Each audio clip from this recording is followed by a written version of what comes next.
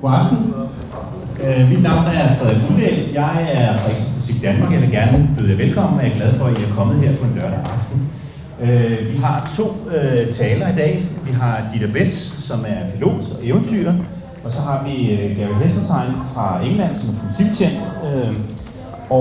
Jeg skal lige huske, jeg vil bare lige sige et par praktiske ting her. Jeg skal huske at slukke et mobiltelefon for det første, og så vil jeg meget gerne sige utrolig meget tusind tak til Pia Knudsen her, som har været den alt overskyggende primus motor i at få Gary Heseltine og få Dodd her til København. Så er der en e-mail-liste herovre, hvis der er nogen, der vil have lyst til at få lidt information fremover på e-mail, som man kan skrive sig på. Og der ligger også lidt materiale om os, Exopolitik Danmark. Og så er der nogle DVD'er, som hvis man køber sådan en, så støtter man Gary Heseltine. Først vil Dodd, han vil gå på her om et øjeblik, og han vil snakke til kl. 19.20. Så fra kl. 19.20 til 20.20, så kommer Gary på. Og så holder vi en pause fra kl. 20.20 til kl. 20.45, cirka 25 minutter, hvor man kan gå ud og få noget øl og vand og kaffe ude i Kulturhusets Café.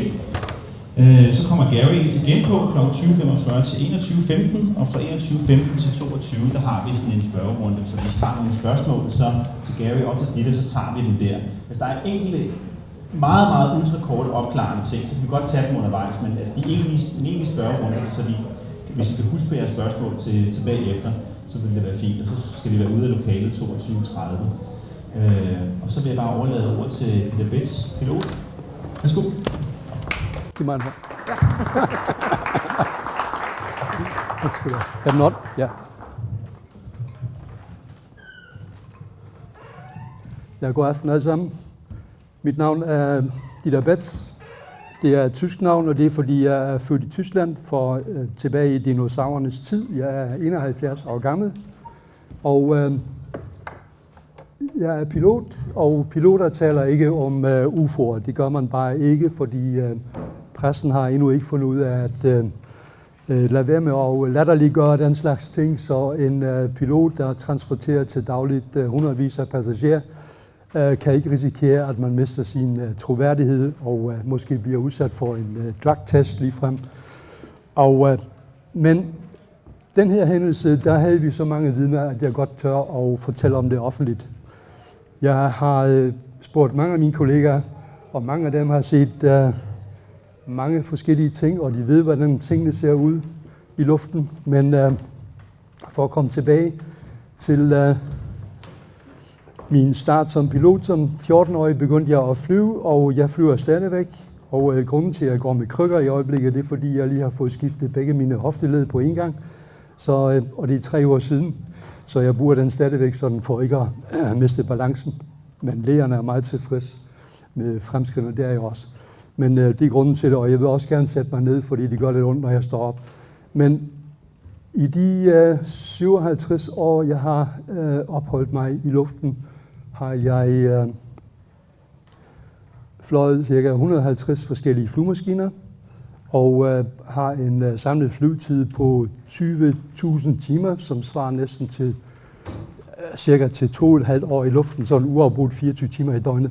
Så de siger det bare, fordi for at understrege, at jeg vil tillade mig at påstå, at jeg sådan nogenlunde ved, hvordan tingene i luften ser ud. Og lad os komme til selve hændelsen her. Der har jeg en lille introduktion med fra det land.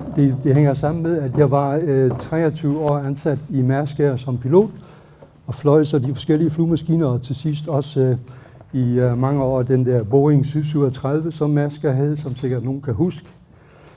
Og vi havde en leasingkontrakt med Guyana Airways i de 3 lande her. Jeg kan se, det er Venezuela her til venstre, og Guyana, så er det Suriname og fransk Guyana, hvor man stadigvæk bruger man som til at fyre raketter af. Så det er kun lige for at orientere, hvor det foregår hen. Men Guyana selv havde ikke nogen flyvemaskine, men de var begyndt at flyve ruteflyvning, og så ville de have nogen til at starte det op, og det gjorde Mærsk. Så der var jeg med til at levere flyveren. Og da jeg kom derned, fandt jeg ud af, at de selv manglede en pilot, så jeg blev ansat som buspilot i Guyana også, og så fløj ind imellem på Mærskers Boeing. Guyana er et lille land, som skal lige se, at jeg rammer den rigtige knap. Så er det der. Det var der. Nej, lad os se. Det var forkert, jeg kan ikke se noget.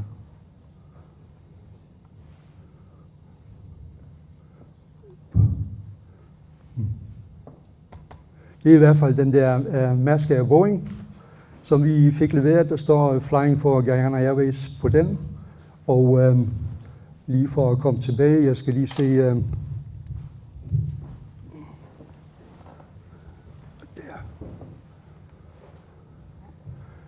Det var så... Jeg kommer lige tilbage og forfra til kortet, så herfra startede det rigtigt. Der har vi Guyana, og landet er simpelthen et naturskønt område, uden industri af nogen art.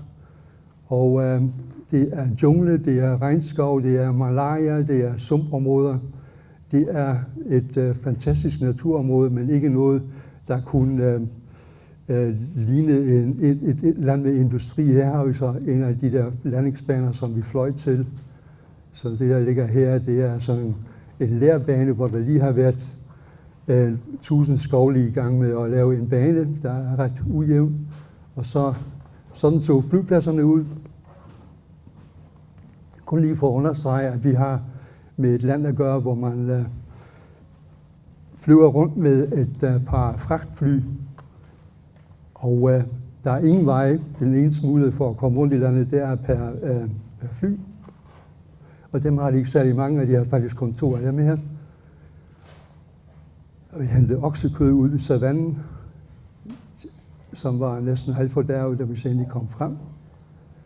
Og det er den der guyanesiske fragtfly, og det er en engelsk Ockersedley af 748, som Gary sikkert kender.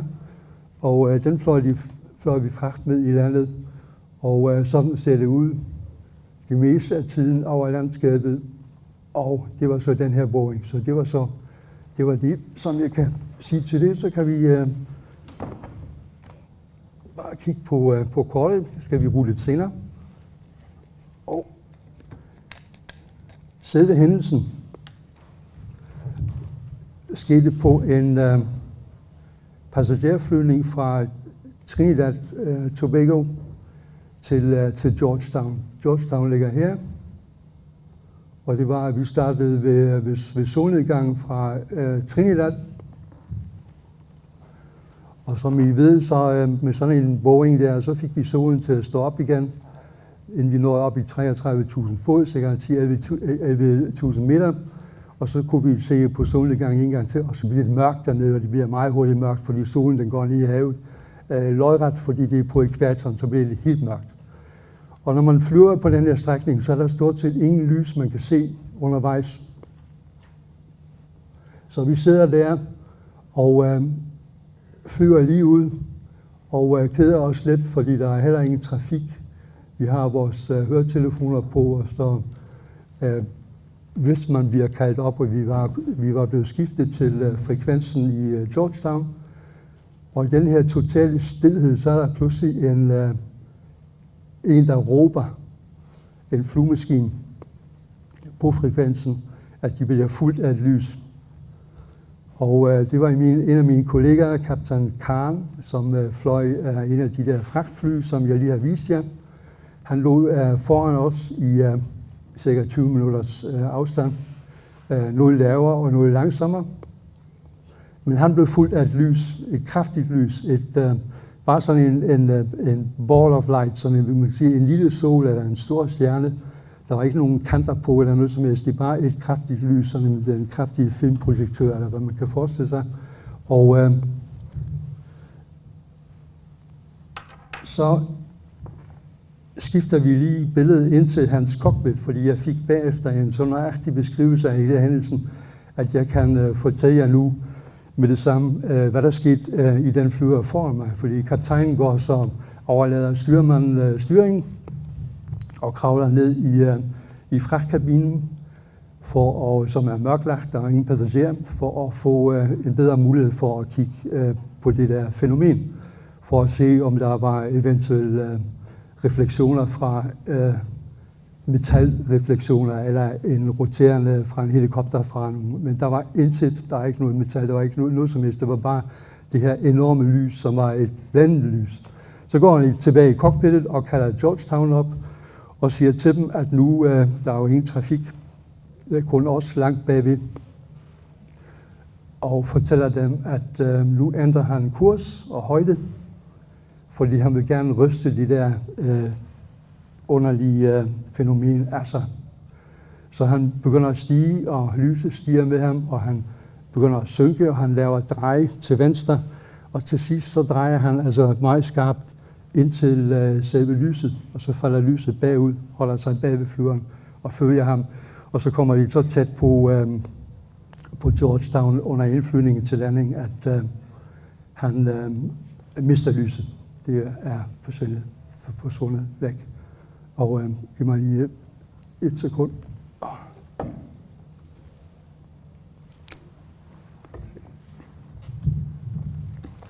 Vi nærmer os Georgetown. Det er sådan en fuldstændig klar tropenat uden måne. Men vi kan se, når man så ligger i den højde der, så kan man se byens lys på lang afstand. Så vi begynder at gå ned med Boeing, og vi har cirka 100 passagerer ombord. Og under nedstigningen, da vi så kommer ned i cirka 1800 meters højde, over en totalt ubeboet jungle, et sumplandskab, som er simpelthen bare et rent malariaområde. Kommer ned der, så bliver der foran os pludselig tændt et lys, kapum.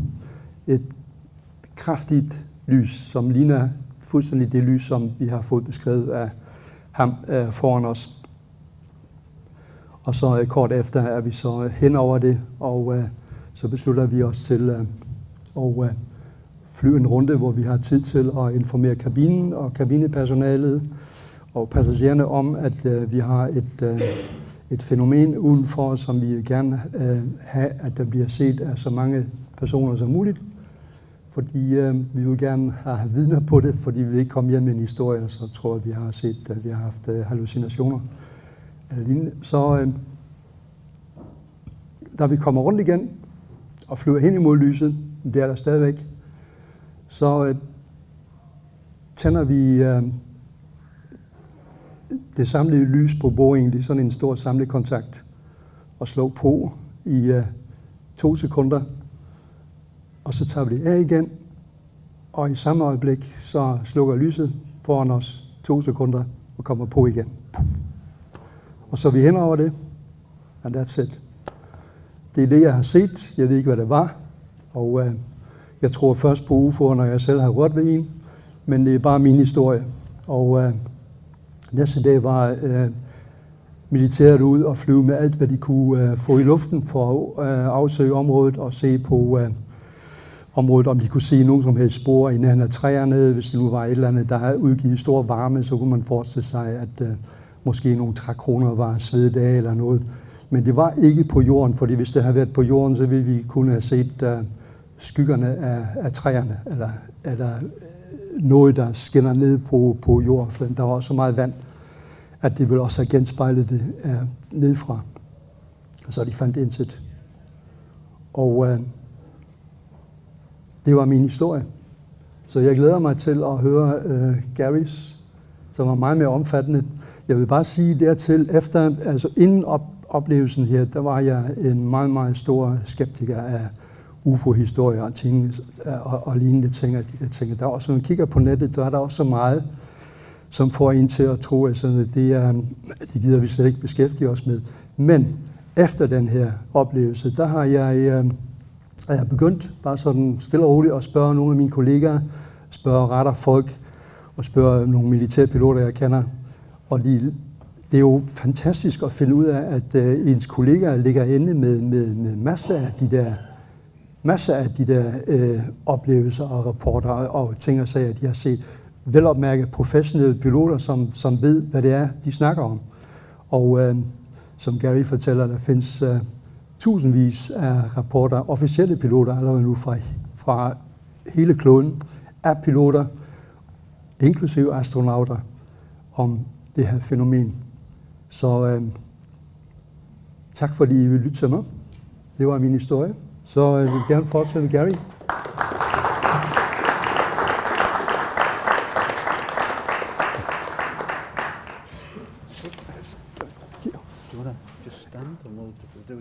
Ja, jeg stiller mig op bare for at vise, at jeg kan stå.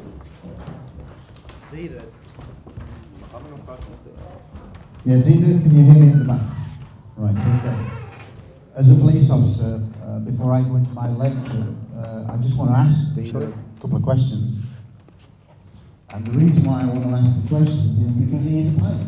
And pilots are generally, in my opinion, the best ever reporters of UFOs. For obvious reasons, really, that when we get on a plane, we give our lives to that pilot.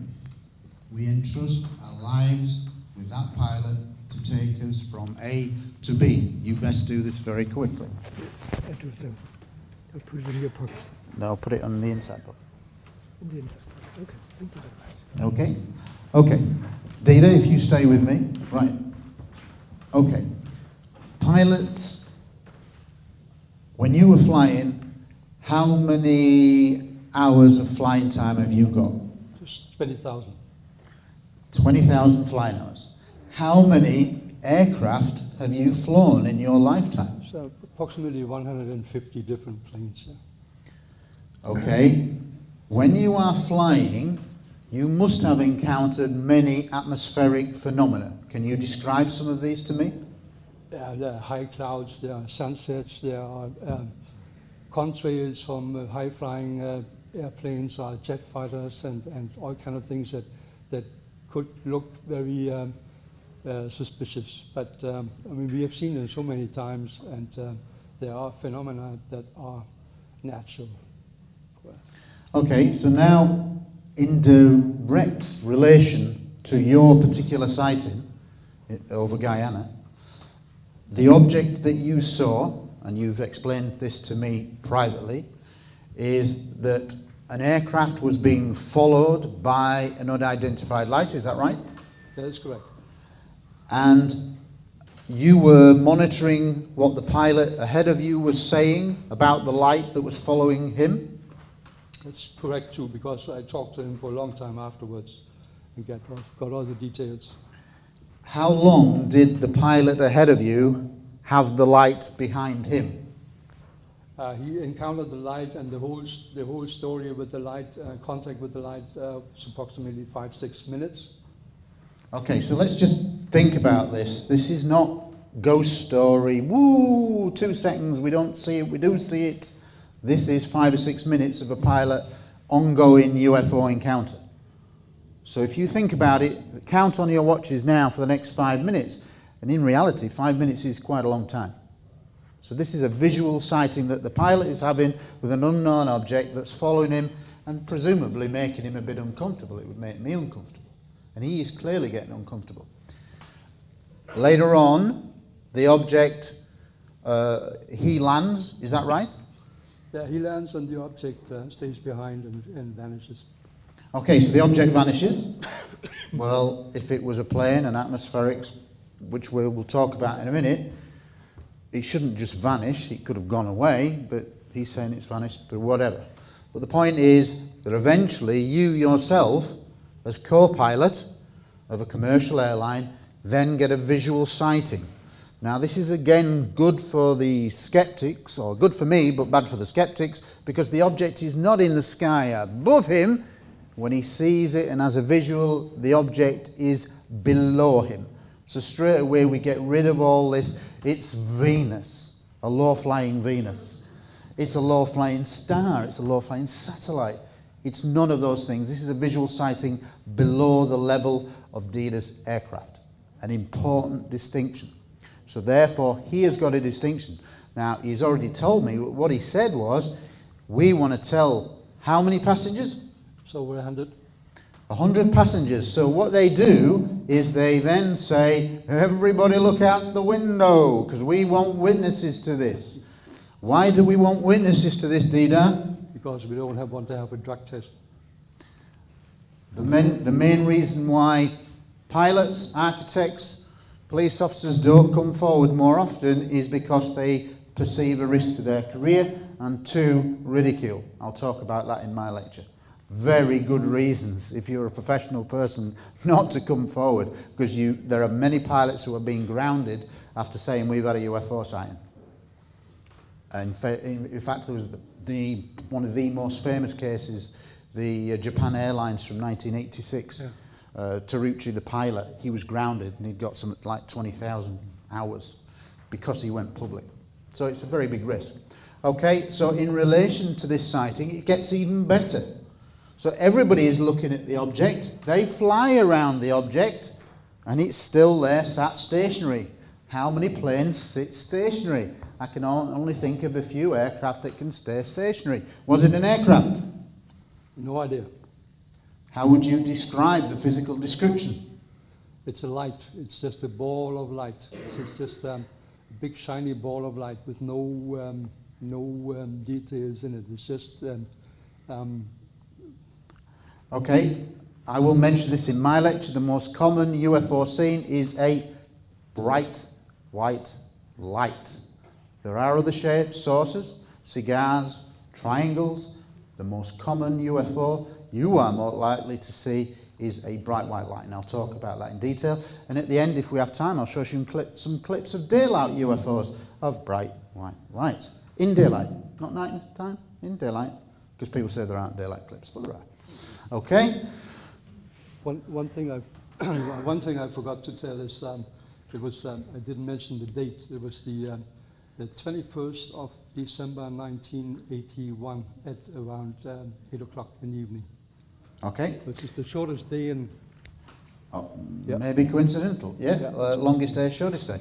Okay, but one important thing that Dodd told me about his sighting, which I find very interesting, and has happened before, is that at one point, as they're flying around the object, they've told the passengers it's on the ground, let's take a look, we want witnesses to this to back us up. They decide to dim, or to put on the lights first. On the outside lights. Right, they decide to put on the outside lights. Did you mention this? Yes, it's just... Okay, this is important. The object is stationary below them. They're flying around. They then decide to put on all of the exterior lights of the aircraft. For how long? 2 seconds. 2 second bursts. Boom, boom, lights on. What happens when you turn them off? The light in front of us switched off for 2 seconds and came on again. Now, we can read that as a coincidence, or we could possibly read that into some kind of communication there. That has been done before by pilots, because they not only are frightened for what could happen, they don't know if this is friendly or foe, but there's certainly many recorded pilot cases where they have switched the lights out, cabin lights out, put them on, and vice versa, and there has been an interaction. Either the object has instantly reacted by going away, or coming close, or doing something that seems to react instantaneously to this kind of attempt at communication. That's another story. Many, many people, Dita, are skeptical about UFOs. In all your time flying, is there any way in conventional terms of astronomy, atmospherics, or man-made craft that could explain the light that you saw? Not whatsoever, nothing at all. So in 20,000 flying hours, he has never encountered a light like that in his life before. Thank you, Dita. Thank you. Thank you.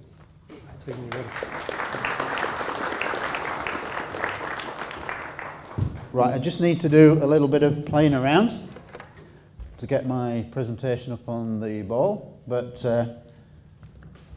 what I would say to you first off is good day, Copenhagen. Is that right? Good day, Copenhagen. Getting there. Alas, my Danish is not beyond that, which is a shame, because I feel guilty that you can speak English so well. I feel very jealous of the fact that you can speak so well. Okay, let's just load up the PowerPoint.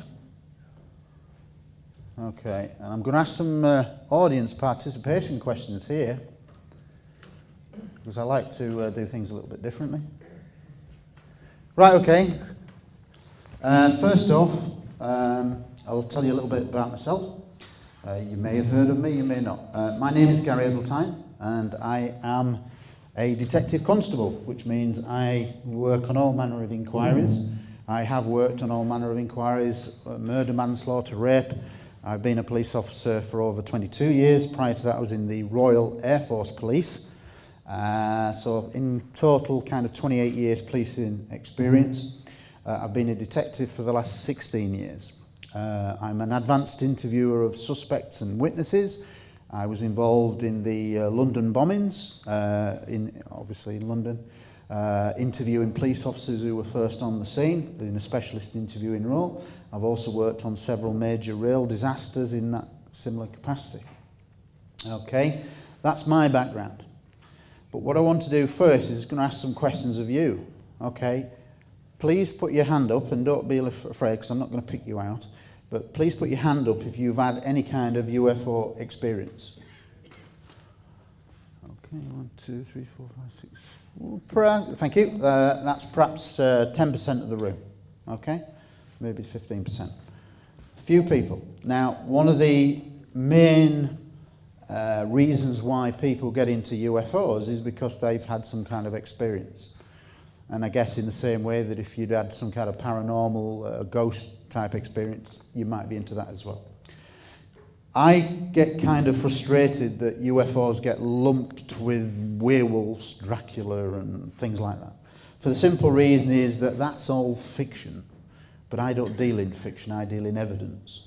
Yeah, so when I look at the subject of UFOs, I only look at it through the eyes of an experienced police officer. And I have the ability to say, that cuts the mustard, that doesn't. Do I believe that UFOs are real, as in extraterrestrial? Yes, so let's get that out of the way. Do I believe that UFOs are extraterrestrial and visiting the Earth now? Yes, so let's get that out of the way. Okay, so I'm telling you up front that my beliefs are absolutely strong. But where do those beliefs come from? And this is the key.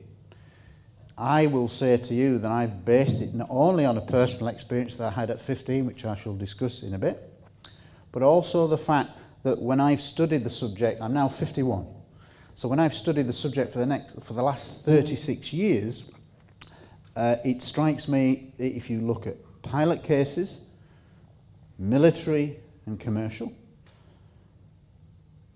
astronauts, cosmonauts who've gone on the record, air traffic controllers, sonar operators, radar operators, observer corps, scientists, and many senior military generals, admirals, colonels who've gone on record saying these things are real, then I think we should be listening. Okay? And I'll talk about them.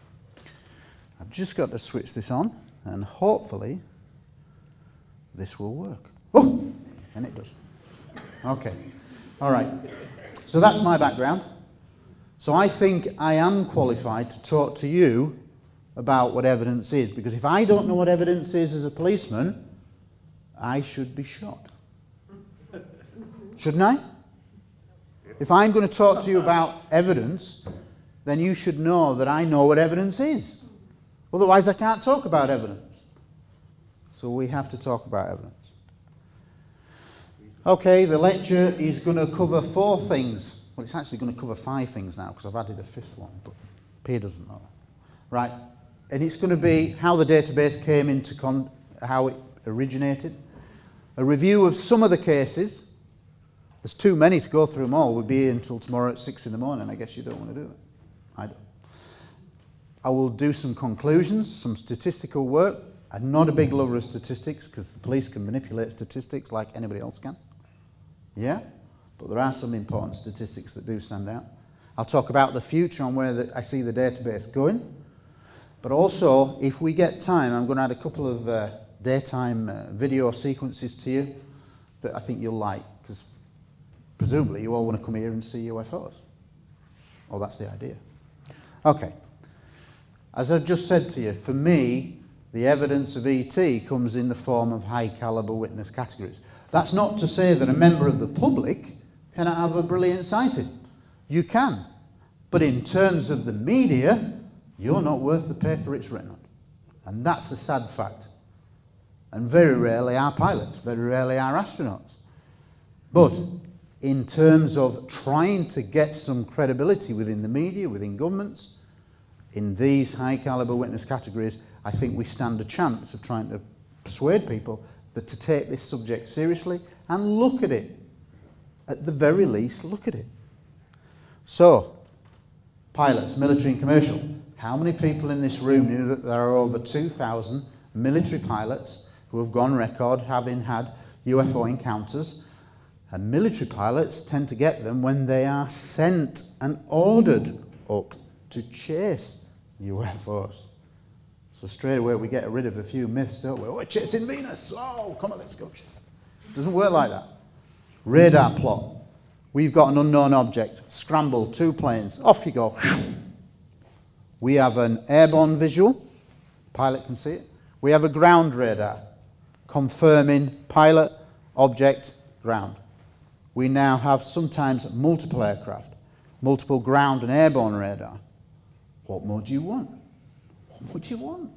Oh, we're flying from London to New York and it's a bright, lovely day. We have perfect visibility. We can see for the next 100 miles. There's not a cloud in the sky. Oh, and it's a saucer next to me. Oh, shit. And it stays with the plane, not for 30 seconds like a ghostly encounter, but it'll fly with them for 200 miles. Wow. Seen by the aircrew, seen by some of the passengers, engineers, etc. Confirmed on radar. Often aircraft cross the Atlantic, seeing UFOs, and there's 3 or 4 aircraft going one way, 3 or 4 aircraft going the other way. So are they witnessing something real? Of course they are. And like I said to you at the start, when you get on a plane, you hand your life, and that's what we do. We don't think of it in that way, but it's not just a bit like getting on a bus, is it, with a plane? You know, we have to go high, we have to go low.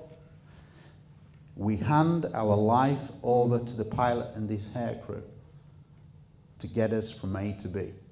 So when a pilot comes back and says, well, all my crew have just had a UFO following us for the last 2 hours, which has happened, we should really be listening to these people, because they really ought to know what they're looking at. Because if they don't, they shouldn't be flying. Makes sense, really. Pilots, for me, would prove the case for UFOs as extraterrestrial on its own, because they know what they're looking at. Astronauts and cosmonauts, many astronauts, many cosmonauts have got on record. Radar operators, sonar operators, all I said, military specialists, scientists, Observer Corps. Observer Corps, especially in the 50s, just after the Second World War, Observer Corps was really quite a detailed, high specialist kind of work, because you have literally seconds to make a determination of what that object is.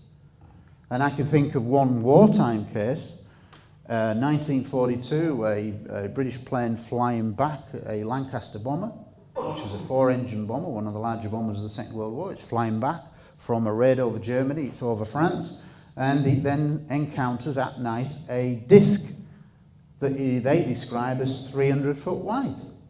It dwarfed their big bomber with a row of windows. They watch it for 5 minutes off their wingtip. All 8 aircrew see it. They all land and they all give statements individually saying we've seen this weird thing. And this is before the term UFOs, flying saucers, was even invented. This is 1942.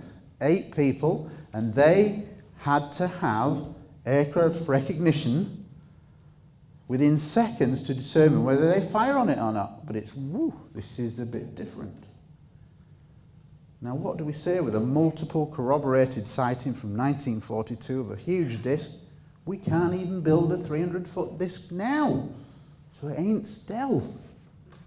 Stealth's about 15 years in advance. But in the 1950s, it would be out in 65. If it was 65, it would be out in 80. 80 would be in 1995. Do you see what I mean? Things that are seen then, there's a 15-year gap. But UFOs do not move like stealth. And I'll go on to characteristics in a moment. Why am I telling you all this first, before I get to police officers? Because it's important that you understand a little bit about what UFOs are, what have been observed for the last 60 years, and what data has been produced that says we know a little bit more than what you're probably aware of. Not one UFO researcher, as much as he would like to, can produce the alien and go, yeah, they're real. They're here, and there's the body. None of us can do that. However, and this is important, what we can do, after more than 60 years of research all around the world, we can make out certain characteristics that we would consider genuine UFO characteristics. When you apply that to the big jigsaw puzzle, and when I look at it as a police officer, many people have been convicted and even hanged in the past when there hasn't even been the body when it's been a murder. But the circumstantial pieces of the jigsaw are so many that the overall picture can be drawn and the jury makes a compelling decision based on the circumstantial evidence. If we now apply that context to UFOs and look at all these cases of pilots, astronauts, cosmonauts, etc., and look at the detail involved in some of those cases, the fantastic corroboration, telemetry data, radar data, visual, airborne radar, etc., the overall picture says it's highly compelling that UFOs are real, as in extraterrestrial, and they're here now. Unfortunately, you, as the public, I, as a researcher, don't get to see the best stuff, because the best stuff is hidden away. Genuinely believe that. Is there a media recovery? Absolutely. Easy to demonstrate, and I'll talk about that in a bit, but that comes from government-led and really comes from America's lead from a decision that was taken in 1948. And that's why we all think it's a bit Looney Tunes. Yeah? Because from the day you are born, other than your parents, you are basically told through the media of news, paper, radio, TV, film, what to believe in. And it kind of indirectly becomes absolved into your character. Yeah? Yeah, there's something out there. There's bound to be life in space, but hey, who knows? Most people have that kind of attitude now. But I'm actually saying, well, that's only because the media have pushed it down there. And you are not being told the best stuff, like I'll tell you. Okay? So from my conclusion, I've already said it. Absolutely, 100%. Okay, the database. Cutting a long story short, I had a sighting when I was 15. I was walking my then girlfriend home. We were walking down a long, narrow footpath. And on one side there was school fields. There was no lighting. And on the other side there were large garden allotments. I'm not sure what you would say in Danish, but gardens basically for people to work on, grow vegetables, etc. As we were watching, it was a summer's night, there was not a cloud in the sky, loads of stars out, we suddenly see an object which I would describe as a big bright white light, no noise. We're walking that way, object's there, 60-degree angle, just be looking very slowly. We were on the path. As soon as it went past us, all the housing in the distance behind its flight path, power cut. Girlfriend, she becomes frightened. Rightly or wrongly, she associates the light with causing the power cut. She is frightened, visibly frightened. We watch the light. The light continues. Second power cut behind its flight path. The object is moving very slowly, not a noise. So what I do, I had my bicycle with me. I said, get on the bike. I'm going to ride you really quick, drop you at your home, which was near the end of this alleyway. So that's what I do. Her house is in darkness. I then get on my bike, and I pedal like mad. I take a shortcut. The path that we'd been on is a shortcut to get to my house. I end up going into a situation where I am on a main road, and it's totally in darkness through a power cut. But in the distance, near the corner, I can see that the light is on. So I get to a situation where I go from darkness, and I'm on a bend near my home, and I go into light. I look over my right shoulder, and the object is behind me, because it's moving very slowly. So the shortcut has worked. It's just behind me, so that's why I'm in the power. I go around 2 corners, I drop my bike outside my parents. It must be about 8 o'clock, 9 o'clock in the evening. My parents are having a cup of tea, supper, and I say, come outside, I think there's going to be a power cut caused by this light. And they just look at me and go, what? Do they follow me? No, who would? I race through the hall, kitchen, back garden. I turn back to look at the house, to see the object coming over the rooftop. It's much higher altitude now. I put my arm up, kind of making a 90-degree angle. No sooner does that object go past me, and therefore my house and I am behind it, power cut. Entire area. Now, I aren't a genius. There's no way I could predict a power cut, but from that point on, I thought, from a second geographical position, I had moved to a second position. How could I predict a power cut? And at that point there, I said, from second geographical position, that object must have had some interaction with a power grid. Yeah? How could I predict a power cut? I can't. So it must have been the light from a second position. So that's basically where my interest came. I followed the subject on and off for a long time afterwards. The only thing that you could do in 1975, just prior to the video age, was go look for books. There was no videos, DVDs, it's just books. So I went to my local second-hand bookshop, and sure enough, there are UFO books. And as luck would have it, the first book that I get is from a guy called Major Donald Kehoe. Some of you may know the subject and have read a bit. For me, he is the father of UFOs, not Alan Hynek, because Kehoe wrote 5 books. He was a military officer, and most of his friends were all admirals, colonels, generals, that kind of thing.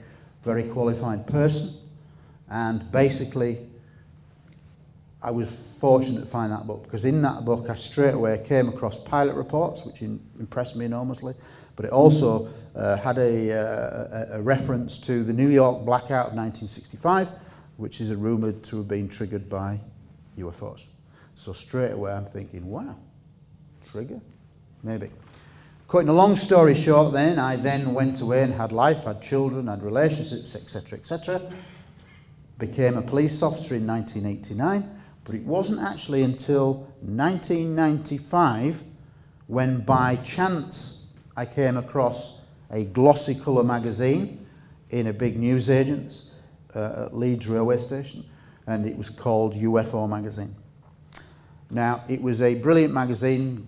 The editor was a guy called Graham Birdsall. He had a 3-day conference that ran for 22 years. He built it up from a single piece of paper up into a world magazine that went to 40 countries. Sadly, he died of a brain hemorrhage when he was only 49. The magazine, sadly, was withdrawn. However, that was the guy, when I read this magazine and read about some of the books that were available, books that talked about pilot reports, military reports, documents that had been unearthed through the American Freedom of Information Act. I then began to reawaken my interest in the subject.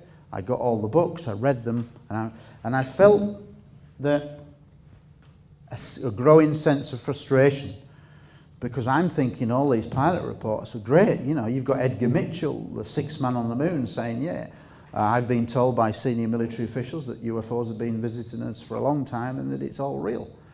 And I'm thinking, well, why isn't this on the 6 o'clock news? It should be. Because everybody says that as and when there is a major announcement that we are not alone, officially, i.e. through governments, that it will be the most significant moment in the development of human history. But I'm saying that reality is it's been going on for a long time. So I was getting frustrated. So I thought, well, what can I do? I'm a detective.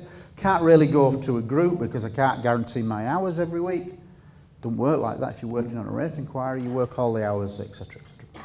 So it had to be something that worked around me.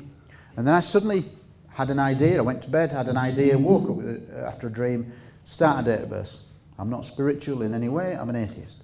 But I had a dream, and the dream was start a database of police officers. You know police officers. See if you can get an article in a magazine, UFO magazine, and hopefully people will come out of the woodwork, police officers, and tell me their stories. So that's what I did. I went to Graham Birdsall, who was the editor of the magazine, and said, I've had this idea, will you let me write an article to announce the launch of the database and put it in your magazine? And he went, yeah, okay then, because he wanted credible people. It was a scientifically based magazine. And he thought police officers would add a degree of credibility, or should add a degree of credibility. So basically that's what I did. I then, in January 2002, launched the database in the magazine, and it was a big thrill for me because I'd never written anything in my life. Not that I'd finished. And here I have, I've got this article in a big, nice, glossy magazine that you could buy next to Vogue and everything. I'm thinking, well, this is good. But it was a big thrill.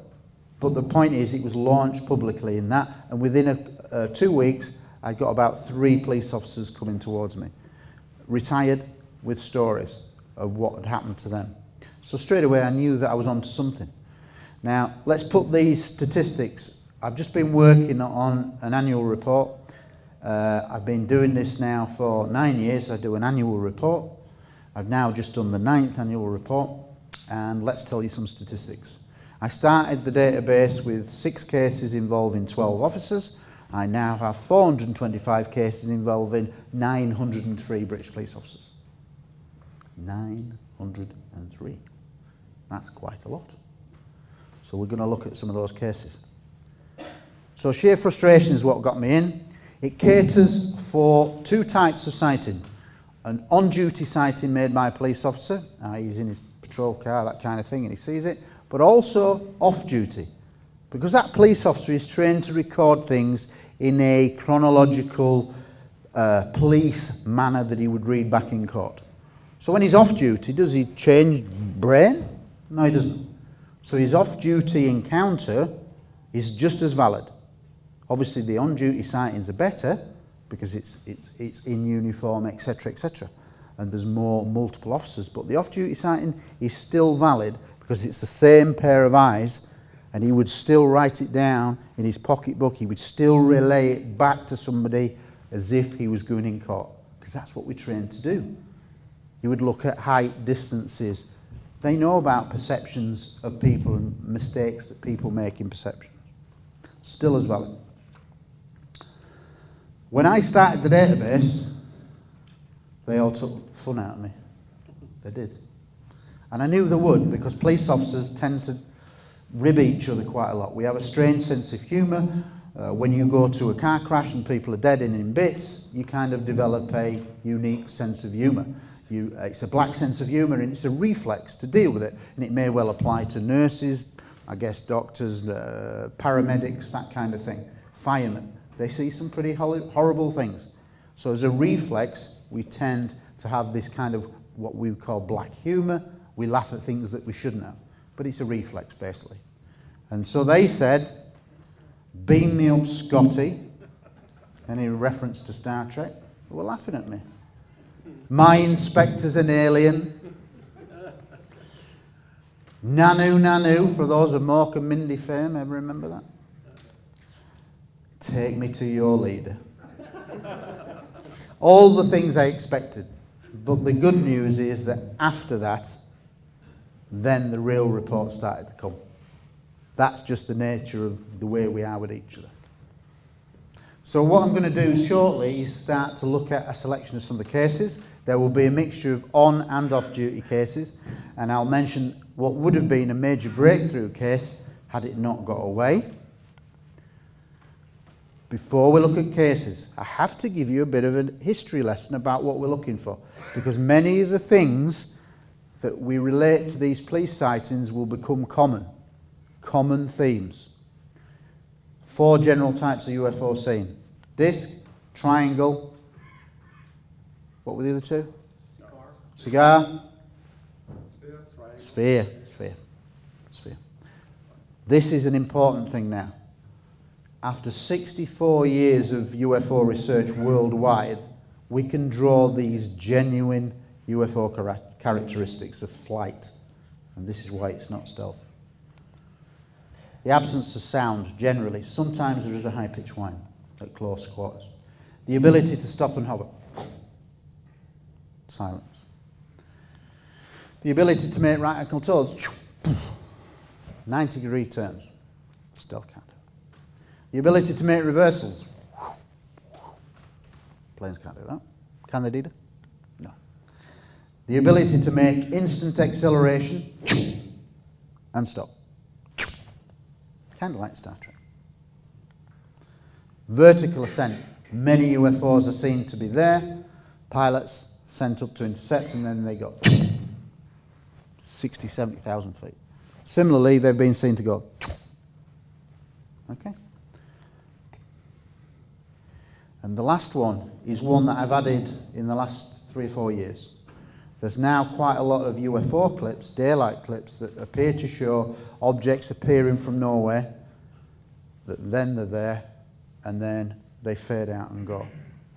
And also a lot of the police cases that I'll refer to, keep your eye out for the ones that say they just vanish in front of them and they arrive like turning on a light bulb. So they're not there, they don't come left, they don't come right, they don't come down, they just are there. Okay?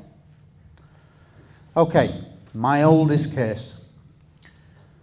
Is it a genuine UFO? I don't know. Because it's 1901, everybody's dead. I assume. 21st of December. That's freaky. Right, 21st of December, 1901. I include it because it was written in a newspaper. It named the 2 officers, P.C. Johnson, P.C. Clark. I've included it because it mentions a green glow, and we'll talk about other police UFO sightings with green glows, so that's important. No noise, low altitude, cigar-shaped. Cigar-shaped being one of the 4 shapes. Now some of you will be thinking, this could be an early airship. Well, I've researched that. And as far as I can see, that in Yorkshire in 1901, there are no airships flying. There's certainly no airships flying with a green glow. And if we think back to our pictures of the first airships, they've got an undercarriage underneath, and they make one hell of a noise because they've got a big propeller. And we're talking silence. So, is it for certain? Can't say. But it has some of what I would call the genuine characteristics that make it an interesting case. And it's gone down as an unidentified object. The second oldest case, I've only just added this. Again, exactly the same criteria. P.C. Kettle is one of the 2 officers. Cigar-shaped object moved at high speed. The original airships moved really very slowly. They were powered by small motors that made a hell of a lot of noise, and they literally 5, 10 miles an hour. This is described as moving at high speed. Could it be an airship? Could be, but my research says so far that in 1909, in Peterborough, down towards London, that there are no airships. Okay, so let's now move to the modern area. 1957. How many people in the room are aware that UFOs come in and out of water? Stick your hand up if you are. Oh yeah, a few of you, thank you.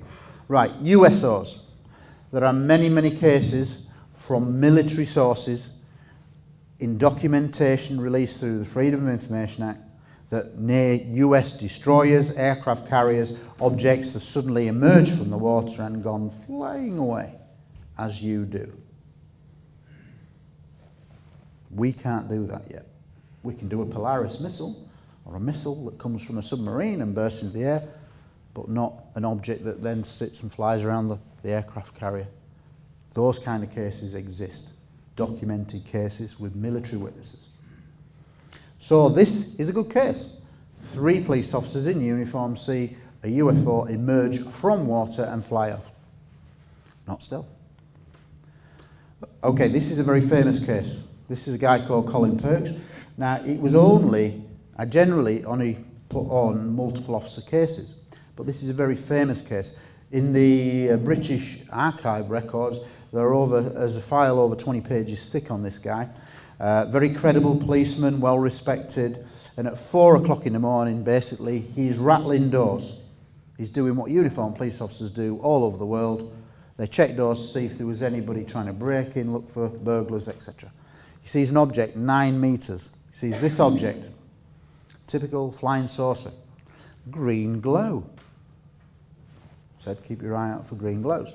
All right. Now the interesting thing about this is he hears a bit of a high-pitched whine, but he's watching the object. There's nobody around. Then suddenly it shoots off at high speed. This case came to me, it was well known already, but somebody contacted me who knew him and said he's still alive, he'll talk to you about this. I said, oh great. This guy who contacted me was another police officer who'd been on duty when he comes back into the police station. And this guy says he was white, he'd seen something, he'd like seen a ghost, he was absolutely shaking. They sent 2 uniformed police officers out to where he had his sighting, and they come across a fine powder on the ground, like a glass-like powder. Unfortunately, what those 2 police officers didn't do is take samples, but because by the time they'd gone back to get the samples, it had evaporated and gone. But they've gone on record, and I spoke to one of those 2 officers that said he saw like a glass-like substance on the ground. It's rare, but that has been heard around the world from time to time. This one is an officer that approached me directly. And basically, he's on patrol, in uniform, with a colleague. They're in a car, they're in a rural location, and they're just passing a small airport called Woolsgate Airport near Bristol, when they see this. It's blacked out on there, but that is the actual road and a superimposed object above it. All you can see is the white light. But basically, there is a photograph there. But basically, what they describe is, they are there, they're driving along, and suddenly the car engine stalls, cuts out for no reason. The lights go off. It's a bit like Close Encounters, this, isn't it? The third kind, when he's in his truck. Basically, it go out, the engine goes, the lights go. Suddenly, this huge object that they describe as 90 meters wide, hovering at about 50 meters high, is just there, above the road. The car's gone dead. They're there, as you would, for 10 seconds. And then suddenly, gone. As soon as it goes off, the car engine starts, and the headlights come back on. Now, for anybody that knows anything about UFOs, many, many cases where there has been some kind of EM, electrical magnetic interference with nearby objects. So a very good case, corroborated case. This case is very famous in England because basically 2 uniformed officers chase what they see as a Christmas tree star. I'll show you this little video clip with this of the officers being interviewed from 1967. But they basically chased it. They originally saw it just above trees as they're driving along a road, and the object starts going off, and they follow it at up to 90 miles per hour, as I've got there, 140 kilometers per hour. And this lasts for 20 kilometers. Okay, so this is not something sudden. And these are the 2 officers. And this is a clip.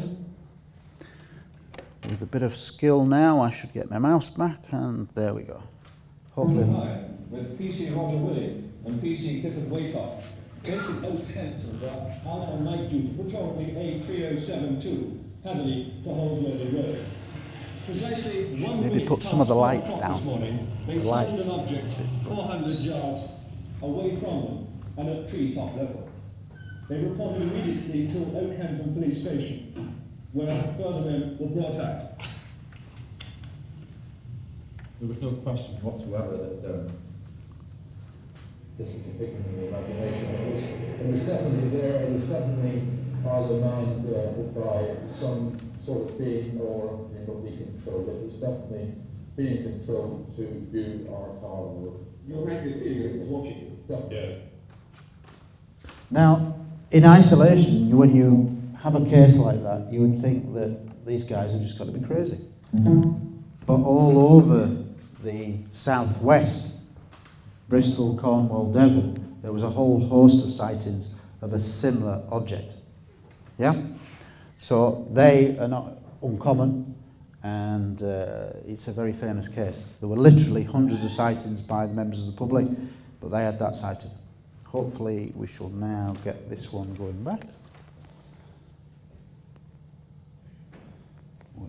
There we go. This is a good case. This is a guy that came to me directly. And this is interesting because he's on duty in uniform, and basically he hears on the police radio that people are seeing strange objects in the sky. So he basically gets told, keep an eye out for something strange moving towards your location. And this is what he sees. He sees 9 objects that he described as like pearl white objects in a V-shaped formation, an echelon formation. Afterwards, he finds out that he and 5 other uniformed police officers, each in different locations, each in different geographical locations, proving that they were all looking at the same object from different geographical areas.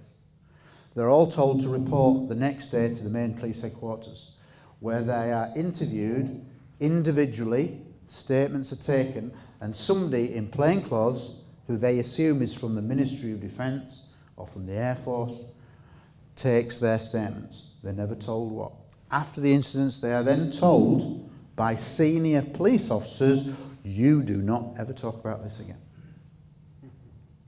Why, if there's nothing to this subject? This one again is another officer that approached me, PC Robert Tomlinson. This is in West Yorkshire, and he sees a UFO that's absolutely huge dimensions. And there's a story to this one, because it's 30 metres high, 15 metres wide, and it's got a row of windows, and it's low to the ground. It's literally just off the ground. He's driving his car, he comes up to a roundabout, a circle, in the road, and then suddenly it's on one side. It's just hovering there, no noise. He watches it for 5 metres, and then it shoots off at incredible speed over towards the city of Wakefield. He doesn't report it, because he fears ridicule. The interesting thing is that when he gets back to the police station, somebody from the control room sees him and says, hey, you haven't seen out strange whilst you've been out, have you? And he went, why? Well, no, this milkman said he'd seen some big diamond thing. And unfortunately, he didn't have the bottle then to say, oh, well, actually, I saw that too. And he didn't. And when he spoke to me, he said, one of the things I've always regretted all my life is not having the strength of character to say to that control room bloke, yeah, I saw it too. And that milkman was not mad. But of course, we're led to believe through the media that anybody who believes in UFOs is a bit tapped and there's nothing to it. It's not quite like that in reality. Another guy who came to me, this guy worked a long time ago on one of the docks where ships come in and unload goods and containers, and he saw a bright white light, no noise, move slowly towards him and stop over an amenity block right in front of him. This is his drawing on one of my sighting report forms, and it stops above this amenity block in the middle of the picture, and you can see the track of the object, and then suddenly it shoots off. He was on his own, didn't report it, and thought he was on his own and he wasn't going to say anything. But fortunately for him, in another area of the dock, away from him, i.e. from a different geographical location, one of the officers came up to him at the end and said, hey, you didn't see anything strange, did you? Well, actually I did. And they both seen the same thing at the same time. So there was corroboration to that sighting. Another officer that approached me, he's in uniform, in rural location. He's rattling doors, checking that buildings are locked. In a little village, and suddenly he sees this. You can't really see with the lights on, but you've got, at the top of the photograph, you've got 3 green spheres. This is just me playing with a paint shop, but there you go. You end up with 3 green spheres. That's the actual location where it took place, and I've just added green spheres. And he said they were coming towards him in total silence, and he's thinking, that's a plane. That's got to be a plane. Oh, it's not a plane. It's not a plane. And then suddenly, as the objects get close to him, they then do a right angle turn and go at that speed. The thing is, why are all these police officers coming to me? Are they going to become rich and famous and make loads of money? No. So why are they doing it? Because something happened to them that burns away inside of them, and for many, many years they've had nobody to report these sightings to. And the main reason why police officers don't come forward, like other professions, is a fear of ridicule and a perceived risk to their career. Not that anybody would ever probably say, you didn't get the job because you're a UFO nut. But it kind of has this inference that you'll go for the job and behind closed doors somebody will say, that's the UFO nut. So hence why pilots don't come forward, etc., etc. It can cost you your career or a perceived risk to your career. This is a very famous case in England, for those of you that look at UFOs and have studied it for quite a while. May be aware of this case. In 1978, 2 uniformed officers, a sergeant and a PC. This guy in the picture is Tony Dodd. He actually retired after 25 years of being a police sergeant, after a long career, and then he became a UFO researcher, a bit like me. But he did it really when he retired. I do it even though I'm still a serving police officer. But his first sighting, and he had several more, was of this object. And the thing is, this was just above his police car. Now, when people talk about close proximity cases, it's very interesting, because for me, they were in a rural location, suddenly see this object, they stop, and the object comes and goes over the police car, and it's literally not far above this roof. Can they be mistaken what they're looking at that speed? When it's hovering above the police car? Maybe twice the height of this roof? I would argue no. What motivation is for that officer to come forward and make this story up? None. Why? Because it's real. They see a structured object with windows hovering above the police car in total silence. Wow. Hard to believe, isn't it? But these kind of sightings often occur. If there was one sighting on its own, you'd have to just logically say the guy must be mistaken. But when you get 10, 20, 50, 100, 200, 400, when do we start kind of saying, well, maybe they're actually telling the truth?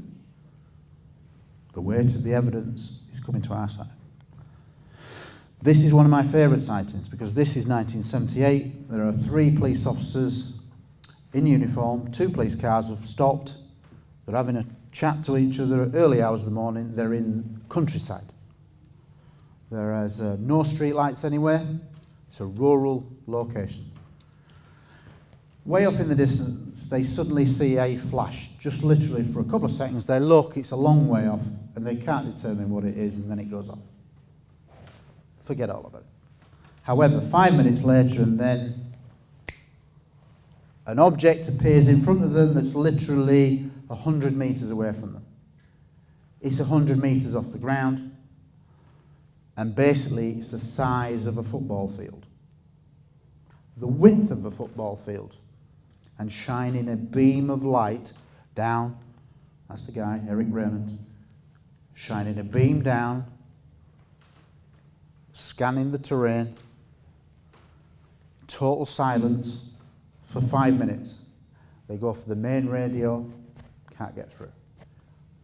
3 of them are watching it, no noise, it hasn't arrived from anywhere, it's just there.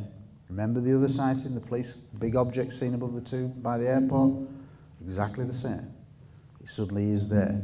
They watch it for 5 minutes. It's a huge object, no noise, beam down across the terrain, and then suddenly, 5 minutes, gone. Doesn't go left, doesn't go up, doesn't go right. It just blinks off. Remember the physical characteristics of what I think are genuine UFOs? The last one that I've added, the ability to render themselves invisible when they want. Great case. The other thing there is he said that the huge object is surrounded by smaller objects. About 6 smaller objects are flying around the big object. It kind of sounds like Star Trek and the mothership kind of scenario, but in reality we've got 3 police officers corroborating such an incident. Is it on its own? No, it's not. We end up with this situation where many, many cases are like this. I'm going to stop at this point now, I think really, because Alan Godfrey, this guy, how many in the room have heard of a famous British sighting involving a policeman called Alan Godfrey? 1, 2. All the Exopolitik members at the back of the room. Okay. What I would have to say is this case, we're going to have a break now because you've sat there very patiently.